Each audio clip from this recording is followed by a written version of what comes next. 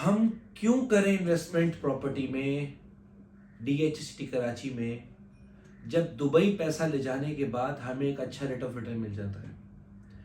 हम क्यों करें प्रॉपर्टी में इन्वेस्टमेंट जब हम बैंक में रिस्क फ्री इन्वेस्टमेंट करते हैं और वहाँ से हमें अच्छा रेट ऑफ रिटर्न मिल जाता है और आगे जाके दिख भी रहा है कि और मज़ीद मिलेगा। हम क्यों करें प्रॉपर्टी में इन्वेस्टमेंट जब हम कारोबार में अपना पैसा लगा के वहाँ से इनकम कमा सकते हैं। हम क्यों करें प्रॉपर्टी में इन्वेस्टमेंट जब हम गाड़ियों में पैसा लगा सकते हैं और 4-6 महीने में रोलिंग करके हम कहीं ना कहीं और जा सकते हैं, गोल्ड में लगा सकते हैं, डॉलर में लगा सकते हैं। हम इसलिए कर रहे हैं क्योंकि हमारे पास पैसे नहीं है भाई दुबई ले जाने के लिए। हमारे पास पैसे हैं 22 लाख, 23 लाख, 25 लाख, 30 लाख, जिसमें डीएच सिटी कराची में सिर्फ 125 गज का प्लॉट मिलता है।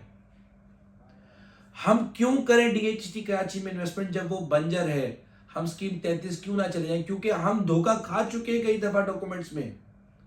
हम नहीं जाना चाहते जहां फाइल्स की डुप्लीकेशंस हो, जहां टैक्स की चोरी हो और हमें पता ही ना हो कि ट्रांसफर कैसे हुआ, कब हुआ। और हम क्यों करें ऐसी जगह पे इन्वेस्टमेंट कि जब हम 30 से 40 साल बाद या 20 साल बाद भी अपने बच्चों के लिए प्रॉपर्टी ले रहे हो, वो यहाँ आए और धक्के खाएं और उनको प्रॉपर्टी मिले ही ना, जबकि हम ऑलरेडी डीएचसीटी के ऊपर, डीएचए के ऊपर ट्रस्ट कर चुके हैं ऑलरेडी।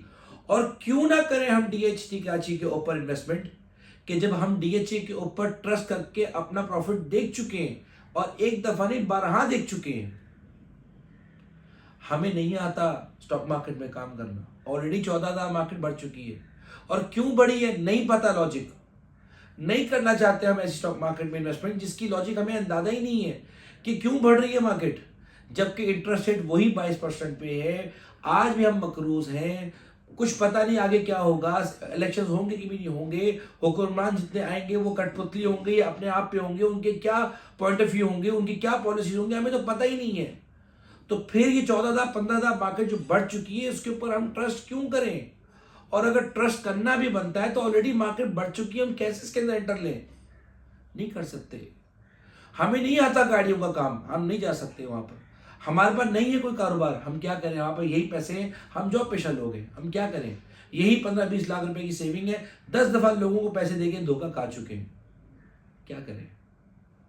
और हम उन लोगों में से भी हैं कि जो बाहर ओवरसीज रहते हैं और जिनके लिए 15-20 लाख 25 लाख मैटर नहीं करते, और वहां भी 25 लाख 30 लाख में बाहर यूएस में, कनाडा में, ऑस्ट्रेलिया में, यूरोप में कुछ भी नहीं आता।